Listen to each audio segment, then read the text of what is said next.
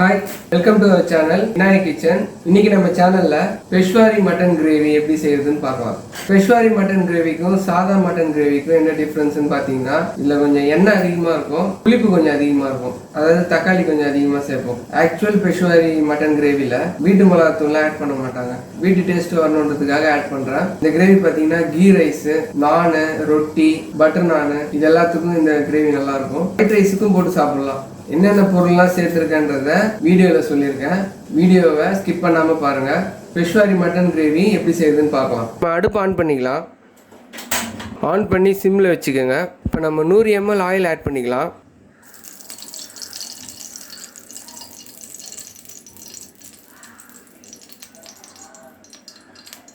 எண்ணெய் நல்லா காஞ்சதும் 1 டேபிள் ஸ்பூன் பெருஞ்சீரகம் ஆட் பண்ணிக்கிறேன்.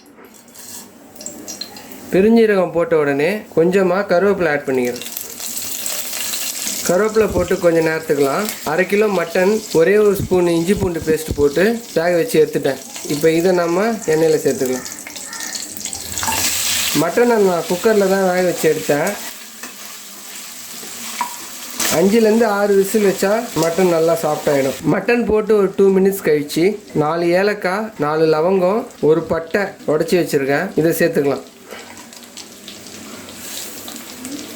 இந்த பெஷ்வாரி மட்டன் கிரேவி பொறுத்த வரைக்கும் மட்டனை தான் ஃபஸ்ட்டு நம்ம எண்ணெயில் ஆட் பண்ணணும். குறைஞ்சது 10 நிமிஷத்துக்கு மட்டனை வந்து எண்ணெயில் போட்டு ஃப்ரை பண்ணிடணும். மட்டன் போட்டு 10 நிமிஷம் ஆகுது. 4 மீடியம் சைஸ் வெங்காயம் நீட்டாக கட் பண்ணி வச்சுருக்கேன். இதை மட்டனில் சேர்த்துக்கலாம்.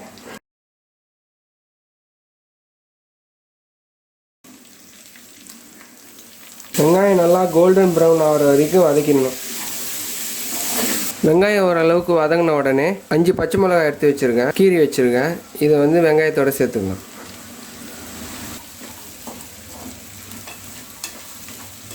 பச்சை மிளகாய் சேர்த்து ஒரு 2 நிமிஷம் கழிச்சு 4 தக்காளி கட் பண்ணி வச்சுருக்கேன். பெருசாக ஒரு தக்காளியை 4ஆக கட் பண்ணி வச்சுருக்கேன். இதோட சேர்த்துக்கலாம்.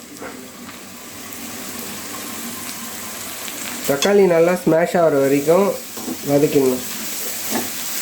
தக்காளி போட்டு ஒரு 5 நிமிஷம் கழிச்சு மட்டன் வேக வச்ச தண்ணி இருக்குல்ல, அதை இப்போ இதில் ஆட் பண்ணிக்கலாம். இந்த மட்டன் தண்ணி ஊற்றினதுக்கு அப்புறம் 2 டேபிள் ஸ்பூன் இஞ்சி பூண்டு பேஸ்ட் போட்டுக்கிறோம்.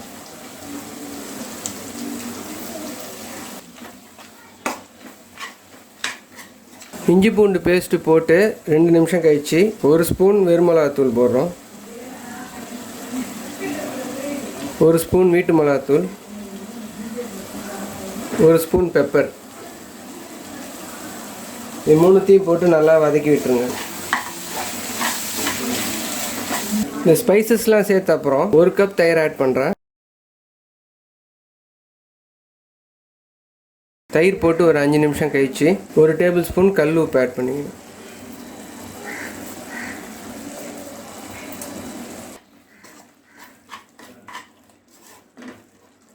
எல்லாத்தையும் போட்டு மிக்ஸ் பண்ணி விட்டுட்டு ஒரு 5 நிமிஷத்துக்கு தட்டு போட்டு மூடி வைப்போம். இந்த மிளகாத்தூளில் இருக்க பச்சை வாசனை போகிறதுக்காக ஒரு 5 நிமிஷம் தட்டு போட்டு மூடி வைக்கலாம். 5 நிமிஷம் ஆயிடுச்சு. நம்ம தட்டு ஓப்பன் பண்ணி பார்ப்போம்.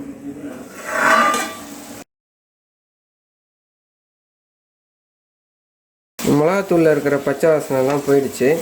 இப்போ நம்ம 2 கிளாஸ் தண்ணி ஆட் பண்ணிக்கலாம்.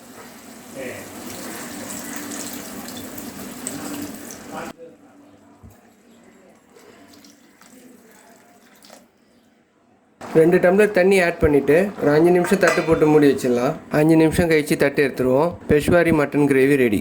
தட்டு போட்டு 5 நிமிஷம் ஆயிடுச்சு. தட்டை எடுத்துடலாம். நல்லா கொதிக்கும் போது 1/4 டேபிள் ஸ்பூன் மிளகுத்தூள் ஆட் பண்ணி இந்த கிரேவியை ஒரு பவுலில் ட்ரான்ஸ்ஃபர் பண்ணி ப்ரெசன்ட் பண்ணிக்கலாம்.